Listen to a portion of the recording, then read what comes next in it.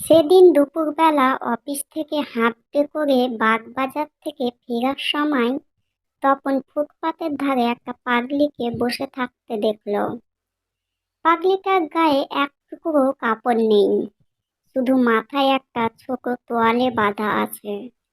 নগ্ন নারীর দেখার লোভ সামলাতে না পেরে গাড়ি থামিয়ে দিল রাস্তার এক ধারে। তারপর গাড়ি থেকে নেমে সামনেই একটা চায়ের দোকান থেকে সিগারেট কিনলো। তারপর এমন ভাব করে গাড়িতে হেলান দিয়ে দাঁড়িয়ে সিগারেট খেতে লাগলো যেন সে এমনি এমনি দাঁড়িয়ে আছে। কিন্তু না, সিগারেট কিনে খাওয়াটা শুধুমাত্র তার একটা ছল। নগ্ন পাগলির শরীর দেখে তার চোখের সুখ নেওয়াটাই তার একমাত্র উদ্দেশ্য ছিল। বেশ কিছুক্ষণ দাঁড়িয়ে দাঁড়িয়ে পাগলির নগ্ন শরীর উপভোগ করে, তারপর চলে গেল। বাড়ি ফিরেও তপন সেই পাগলিকে ভুলতে পারল না। তার শরীরের প্রতিটা ভাঁজ যেন তাকে বারবার আকর্ষণ করছিল। রাতের বেলায় বিছানায় শুয়ে শুয়েও সে ওই পাগলির কথাই ভাবছিল কতই বা বয়স হবে তার। বেশি নয় বোধ হয়। অমন নরম শরীরের মাংস তো অল্প বয়সী মেয়েদেরই হয়। উফ, একবার যদি তাকে পেতাম মন ভরে উপভোগ করতাম। এইসব ভাবছে, হঠাৎ ফোন বেজে উঠল। বিশালের ফোন এসেছে। উফ, এত রাতে আবার ফোন করলো কেন? বিরক্তি নিয়ে ফোন তুলে বলল, হ্যাঁ ভাই বল, এত রাতে কি হলো? ভাই, একটা মাল তুলেছি আজ। বেশি না, গরিবের মেয়ে, 700 টাকা করে। তুই আমি মানে দুজনে 1400। 2 ঘন্টা করে পাবো। কালকেই আমার ফ্ল্যাটে আনবো, রাজি তো? না, আমার হবে না কাল। ইনফ্যাক্ট কাল বলে না, আমি এখন কদিন বিজি, ইম্পর্টেন্ট প্রজেক্ট আছে, অফিসের চাপ। তুই একাই নে। দিলি তো ভাই মজাটা মেরে। কেন, পলি আবার অশান্তি করছে নাকি? ছেড়ে দে না ভাই মালটাকে। জীবনটাকে তোর জাস্ট হেল করে দেবে বলে দিলাম। আর কটা দিন কলকাতায় আছিস, তারপর তো বিয়ে করে তোর মালকে নিয়ে আমেরিকা চলে যাবি। বছরে একবার হয়তো আসবি। এখন মজ মাস্তি করবি না তো কি করলি জীবনে? তুই থাম ভাই, রাত 2টো বেজে গেছে, ঘুমোতে দে। কাল সকালে আমায় বের হতে হবে। আরে কাল তো বিশালের কথাটা শেষ হওয়ার আগেই তপন দুম করে ফোনটা কেটে দেয়। কাল সানডে, এটাই বলতে চাইছিল বিশাল। সানডে তো কি, কাজ থাকতে নেই? কাল তপন যাবে তার ইচ্ছা পূরণের এক ধাপ এগোতে।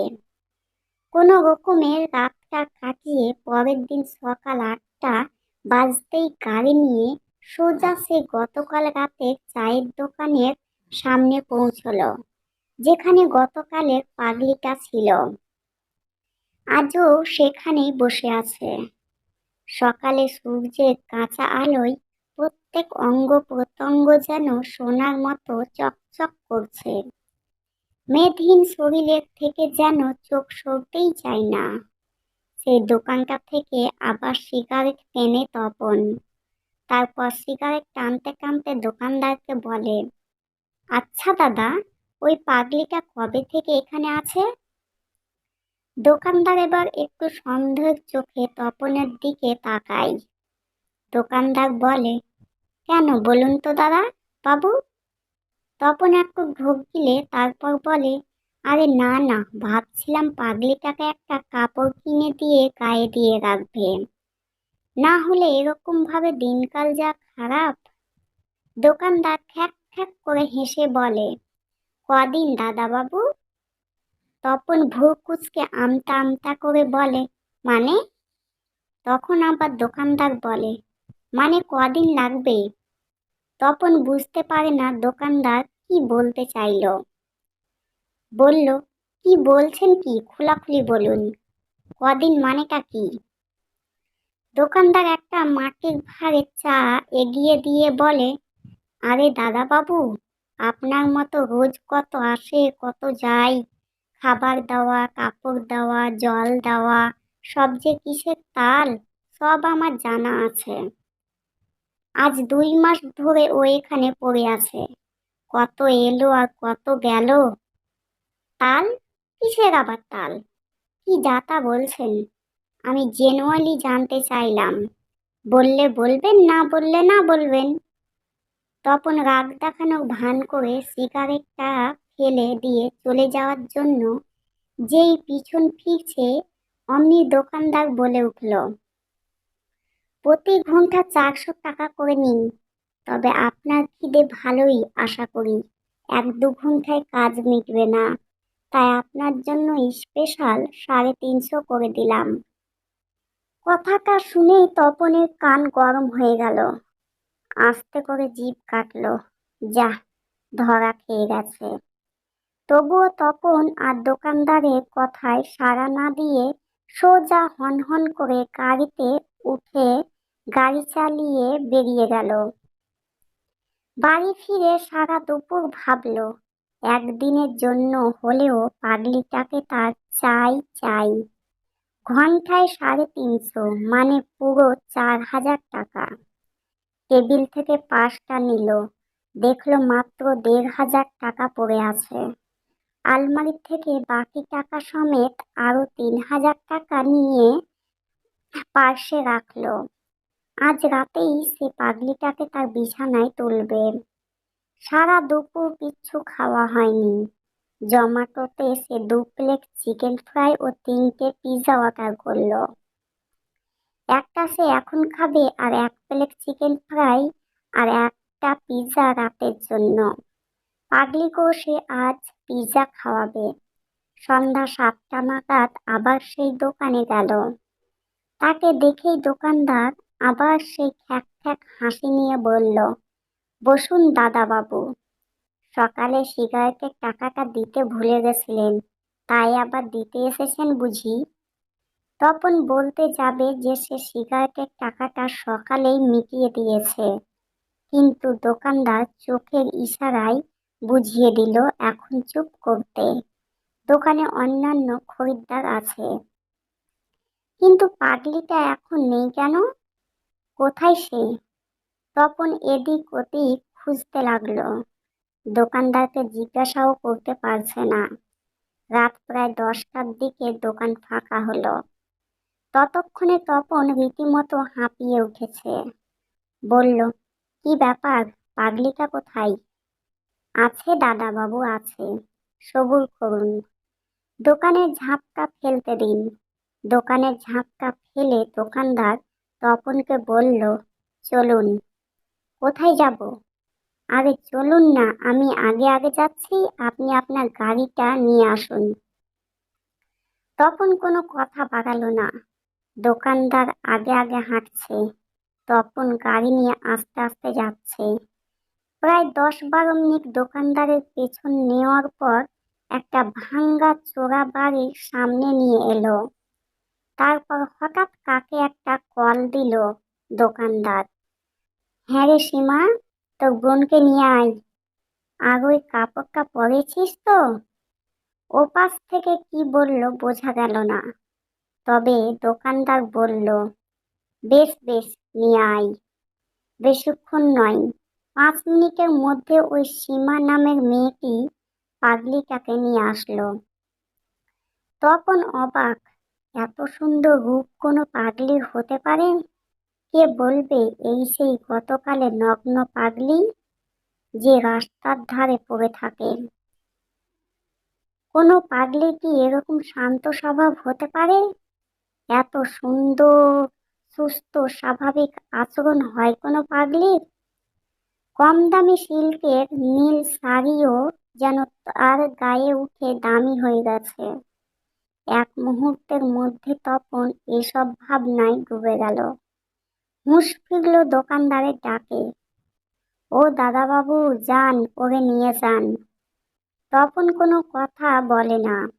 সীমা পাগলিকে তপনের গাড়ির সামনে নিয়ে গিয়ে দাঁড় করায়।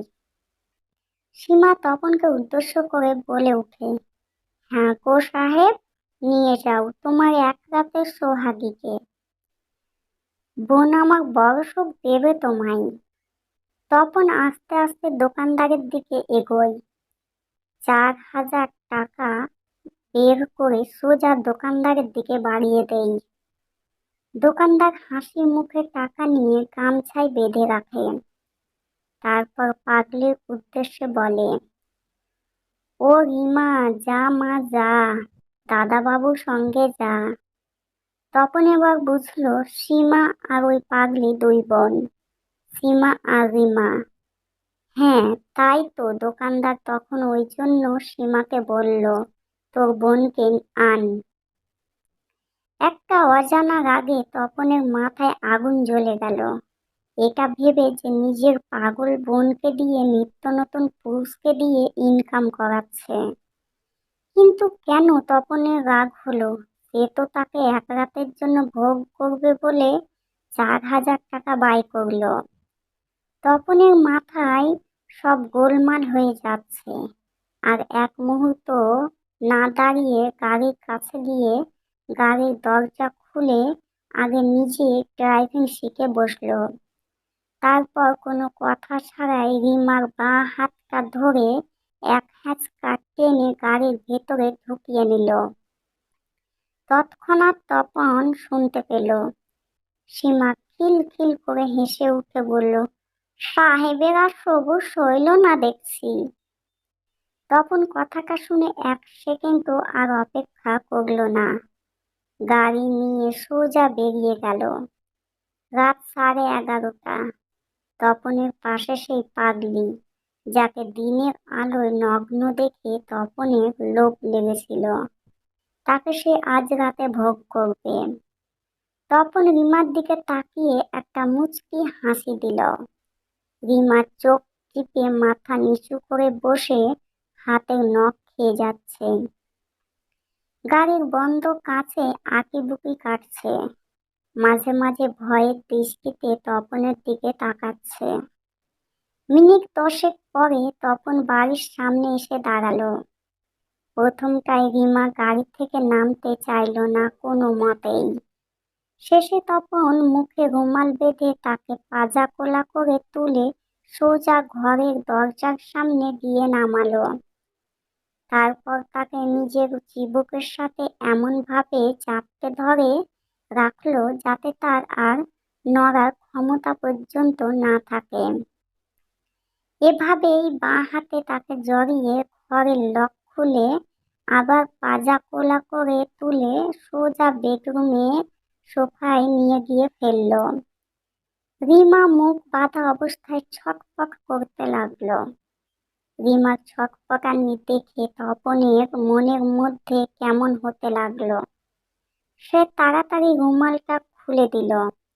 রিমার বক্ষযুগল তখন হাঁপড়ের মতো উঠানামা করছে। তপন সেদিকে তাকিয়ে দেখল, কোনো কথা না বলে এক গ্লাস জল এনে তার মুখের সামনে ধরল। রিমা ভয়ে এতক্ষণে কুঁকড়ে সোফায় গুটিয়ে গেছে। বেশি কিছুক্ষণ সে সেভাবেই থাকলো। তপন যখন দেখলো সে গ্লাস নিচ্ছে না, উল্টে সে কাশতে শুরু করেছে, তখন সে নিজেই রিমার মুখের কাছে গ্লাস ধরে তাকে জলটুকু খাওয়ানোর চেষ্টা করলো। বলা বাহুল্য, রিমা জলটুকু বাচ্চা মেয়ের মতো এক নিঃশ্বাসে খেয়ে নিল। তপন এক দৃষ্টিতে রিমার দিকে তাকিয়ে রইল। ছোটবেলার বান্ধবী পলির সঙ্গে তার বিয়ে ঠিক হয়ে আছে। পলির মধ্যেও এই ইনোসেন্স নেই যা রিমার মধ্যে আছে। বিশালের সঙ্গেও সে কম মেয়ে ভোগ করেনি। কোনোদিনও কোনো মেয়ের প্রতি এরকম মায়া বা সহানুভূতি সে দেখায়নি। রাতের পর রাত টাকা দিয়ে এনেছে এবং এনেই ঝাঁপিয়ে সারা রাত ধরে শুধু উপভোগ করেছে। আবার সকাল হলেই যেখান থেকে এনেছে সেখানে ছুঁড়ে ফেলে দিয়ে এসেছে। ফিরেও আর তাদের দিকে তাকায়নি যে তাদের কি হলো না হলো। তাহলে রিমার প্রতি তপনের এরকম কেন মনে হচ্ছে? এসব ভাবনা তপনের মাথায় ভিড় করে আসছে। হঠাৎ তার খেয়াল হলো ফোন রিং করছে। দৌড়ে কিচেনে গেল। রিমার জন্য জল আনতে গিয়ে ফোনটা সেখানেই ফেলে এসেছিল। পাক্কা রাত 11টা। পলির ফোন, 10টা মিস কল। তপনের ইচ্ছে হলো না ওকে ঘুরিয়ে ফোন করতে, তাই ফোনটা পকেটে রাখতেই আবার রিং বেজে উঠল। তপন অনিচ্ছাকৃত ফোনটা ধরতেই পলি ওপাশ থেকে চিল্লে উঠল, মাগিবাজি করতে করতে ভুলে যাস না যে আমি এখনো জীবিত আছি? মাগি মাগি করেই তুই শেষ হয়ে যাবি জানোয়ার শালা। কত দূরে দূরে থাকতে পারিস আমিও দেখব। ফোনটা কেটে গেল। এই খিস্তিগুলো পলির মুখ থেকে শোনাটা তপনের নিত্যদিনের ঘটনা। পলির থেকে এর বেশি কিছু তপন আশা করে না। আজ থেকে নয়, সেই কলেজ লাইফ থেকে পলি যেন রুক্ষ শুষ্ক। কথায় কোনো মাধুর্য নেই। না, ছিল না বলবো না, কারণ ফ্রেন্ডশিপ সেই প্রাইমারি থেকে। কিন্তু মাধ্যমিকের পর থেকে ওদের প্রেম। প্রথম 3 বছর ওরা চুটিয়ে প্রেম করেছে। প্রাইভেট টিউশনি পালিয়ে প্রচুর ঘুরেছে। একটা বাদাম ভাজার প্যাকেট কিনে দুজন মিলে খেয়ে ডেট করেছে। এমনিকি যেদিন উচ্চ মাধ্যমিকের রেজাল্ট আউট হলো, তখন 5টে লেটার পাওয়ার পুরস্কার স্বরূপ পলি ওকে সেদিন স্কুলের পেছনে বড় কদম ফুলের গাছটার পেছনে নিয়ে গিয়ে প্রথমবার ঠোঁটে চুমু দিয়েছিল। না, গালে কপালে চুমু ওরা হামেশাই একে অপরকে খেত, কিন্তু দুজনের ঠোঁট একে অপরের সঙ্গে সেদিন প্রথমবার স্পর্শ হয়েছিল। সেদিন তপনের শরীরে এক অনবদ্য ভালো লাগা অনুভূতি হয়েছিল। অসম্ভব উত্তেজনায় পলিকে বুকের মধ্যে চাপকে ধরে কপালে চুমু খেয়ে বলেছিল, দেখিস পলি, আমি আরো ভালো করে পড়াশোনা করব, আরো অনেক ভালো রেজাল্ট করব, যাতে খুব বড় চাকরি করে নিজের পায়ে দাঁড়াতে পারি। বিয়ের পর তোকে খুব যত্নে রাখবো, আর কাকুও যাতে আপত্তি না করে তোর সঙ্গে আমার বিয়ে দিতে। পলি তপনের বুকে মুখ লুকিয়ে হেসেছিল আর বলেছিল, আমিও তোকে কোনোদিন ছেড়ে যাব না। তপন তার কথা রেখেছে।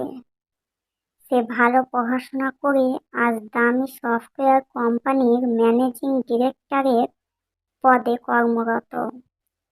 পলিও তার কথা রেখেছে। তপনকে ছেড়ে সে যায়নি। আজও শুধু ছেড়ে গেছে পলি তপনের প্রতি ভালোবাসাটা। সময়টা পাল্টেছে। কলেজে পা দেওয়ার পর, কলেজে ওঠার পর পলি যেন ভুলে গেল তপন ওর জীবনে আছে। নতুন বন্ধু বান্ধব পেয়ে সে অন্য জগতে চলে গেল। কেলেঙ্কারিটা হলো সেদিন, যেদিন তপন পলিকে ক্যান্টিনে সিগারেট খেতে দেখল। সেদিনের ঝামেলার পর থেকে তাদের সম্পর্কে যেন একটা ট্রান্সপ্যারেন্ট দেওয়াল উঠে গেল, যা চোখে দেখা যায় না কিন্তু আছে। তপনের সাথে সময় কাটানোটা যেন তার কাছে একটা ডিউটির মতো হয়ে গেছে, বাধ্যতামূলক। রোজ বিকেল 4টায় কলেজের পরে ঘড়ি ধরে ঠিক 40 মিনিট যেন তপনের জন্যই বরাদ্দ। তার 1 সেকেন্ড বেশি সে তপনকে দেবে না, কিছুতেই না। কোনো কোনো দিন তপনের ইচ্ছে করতো কলেজের পরে তাকে নিয়ে ঘুরতে যেতে, খেতে, সময় কাটাতে। কিন্তু একই কলেজে পড়লেও পলি সারাদিনে তপনকে শুধু বিকেলে ওই 40 মিনিট টাইম দিত। কোনো কোনো দিন কলেজের জন্য পলিকে পিক আপ করতে গেলে জানা যেত সে অনেক আগেই বেরিয়ে গেছে। এদিকে কলেজে পৌঁছে জানতো সে কলেজেও আসেনি। সারাদিন কোনো খোঁজ পাওয়া যেত না। ফোন করলে ফোন বেজেই যেত, কোনো কোনো সময় কেটে দিত। দম বন্ধ লাগতো তপনের। কতবার ভেবেছে সম্পর্কটা থেকে বেরিয়ে আসবে, কত ঝামেলা কত অশান্তি হয়েছে, তবুও তপন বেরিয়ে আসতে পারেনি। দিন দিন পলির এই অবহেলা তপনকে পাগল করে তুলছিল। পলি যখন তপনকে অজুহাত দিয়ে প্রথমে রকির সঙ্গে বার্থডে সেলিব্রেট করলো আর তপনকে সেকেন্ড অপশনে রাখলো, সেদিন তপন নিজেকে ধরে রাখতে পারেনি। রাগে নিজের কিনে আনা সারপ্রাইজ কেকটা এক আছাড়ে তছনছ করে দিল। সেটা নিয়েও পলির সঙ্গে তপনের প্রায় 2 মাস ধরে মন কষাকষি চলছিল। আজ যে পলি তপনকে মাগিবাজ বলে পরিচয় দিচ্ছে, তার জন্য কোথাও না কোথাও পলি দায়ী। তপনের বাবা মারা গেছে তপন যখন ফাইনাল ইয়ারে এক্সাম দেবে। মা তো তপনের ছোটবেলা থেকেই নেই। তপনের বাবাই তাকে মানুষ করেছে। তাই তপনের বাবার মৃত্যুতে তপন ভেতর থেকে ভেঙে পড়েছিল। তপনের তখন পলিকে পাশে খুব প্রয়োজন ছিল। বাবা মাথার উপর থেকে চলে গেছে, সামনে বড় এক্সাম। তপন যেন অর্থ জলে পড়ে গেছিল। কি করবে কুল কিনারা করতে পারছিল না। তখন বিশাল তাকে এই মেয়ের নেশাটা ধরালো। ভেবেছিল এই সুযোগ তপনের মতো মেধাবী ছেলেকে পেছনে ফেলার। এই নোংরা নেশায় তপনকে একবার পেলে সহজে ছাড়বে না। এক্সামের 12টা বেজে যাবে, যা ভাবা তাই কাজ। তপনের বাবার কাজ মিটে গেলেই তপন যখন বিধ্বস্ত, তখন সুযোগ বুঝে একদিন রাতে বিশাল একটা মেয়েকে নিয়ে এলো তপনের বাড়িতে। ব্যাস, সেই থেকে আজ পর্যন্ত সেই আসা যাওয়া চলতেই আছে, যার পরিমাণ স্বরূপ পলির কাছে সে আজ মাগিবাজ। পলিকে তপনের যখন দরকার ছিল তখন পলি পাশে থাকেনি। তাই তপন নিজেকে পলির থেকে আস্তে আস্তে এভাবে। আপনাদের অসংখ্য ধন্যবাদ প্রথম থেকে শেষ পর্যন্ত আমার গল্পটি দেখা এবং শোনার জন্য। আর এই দিক আর আর এর দ্বিতীয় পার্টটি খুব শীঘ্রই আপনাদের দেব। আর যারা আমার চ্যানেলগুলো সাবস্ক্রাইব করনি তারা প্লিজ আমার চ্যানেলটিকে সাবস্ক্রাইব করে নিও।